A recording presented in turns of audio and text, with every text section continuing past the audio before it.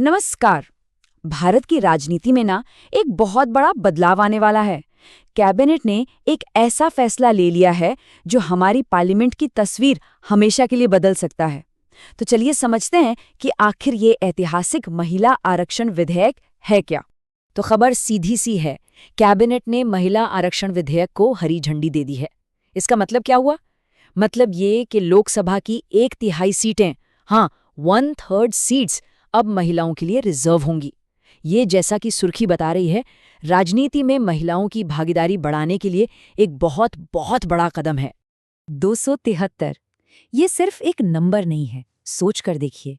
ये वो 273 सीटें हैं जो आने वाले समय में लोकसभा में महिलाओं की आवाज बनेंगी।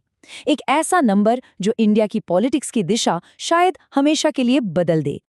अच्छा, तो इस जरूरी बिल को एक नाम भी दिया गया है, नारी शक्ति वंदन अधिनियम।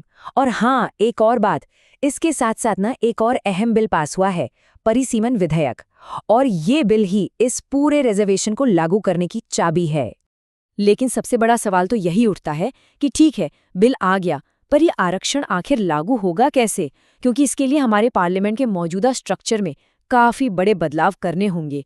तो चलिए देखते हैं कि सीटों का ये नया गणित, ये नया मैथ कैसा दिखेगा। तो सबसे पहला और कह सकते हैं सबसे बड़ा बदलाव वो होगा लोकसभा की सीटों की संख्या में। जी हाँ, इस रिजर्वेशन को इम्प्लीमेंट करने के लिए टोटल सीटों को 543 से बढ़ाकर सीधे 816 कर दिया जाएगा। ये अपने आप में ही एक ऐतिहासिक बदलाव है जो पार्लियामेंट का पूरा समीकरण, पूरा इक्वेशन बदल कर रख देगा। तो जब टोटल सीटें 816 हो जाएंगी उस नई लोकसभा में, ठीक 273 सीटें सिर्फ और सिर्फ महिलाओं के लिए होंगी, यानी पूरा 1/3। ये चार्ट साफ साफ दिखा रहा है कि ये बदलाव कितना बड़ा और असरदार होने वाला है। अब ये जो सीटें बढ़ेंगी, ये होगा कैसे? ये एक संवैधानिक प्रक्रिया के जरिए होगा, जिसे परिसीमन या डीलिमिटेशन कहते हैं। आसान भाषा में समझें तो इसका मतलब है कि देश के जो चुनावी नक्शे हैं ना, यानी कॉन्स्टिट्यूएंसीज, उनकी बाउंड्रीज को फिर से ड्रॉ किया जाएगा। और इस पूरी प्रक्रिया का आधार होगी 2011 की जनगणना, यानी 2011 का सेंसस। ओके, सब कुछ समझ आ गया, प्लान भी साफ है, पर सबके मन में यही सवाल है कि ये ऐतिहासिक बदलाव जमीन पर उतरेगा कब? तो चलिए इसकी टाइमलाइन पर एक नज़र डालते हैं। तो देखिए, इसका पूरा रोड मैप कुछ इस तरह से है। अभी हाल ही में कैबिनेट ने इसे मंजूरी दी।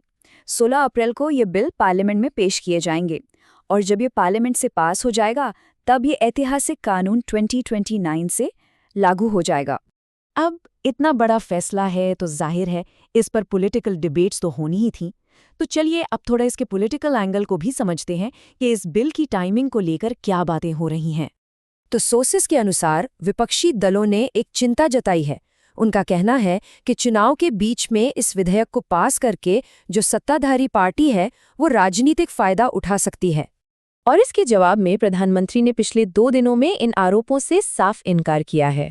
तो कुल मिला के बात यह है कि ये कानून सिर्फ पार्लियामेंट में महिलाओं की संख्या बढ़ाने वाला नहीं है, ये भारतीय लोकतंत्र के लिए एक बिल्कुल नए चैप्टर की शुरुआत हो सकता है। लेकिन असली सवाल तो अब भी वही है कि आगे चलकर लॉन्ग टर्म में ये कानून हमारी राजनीति का चेहरा कैसे बदलेगा। ये एक ऐसा सवाल है जिसका जवाब तो आने वाला वक्त ही देगा।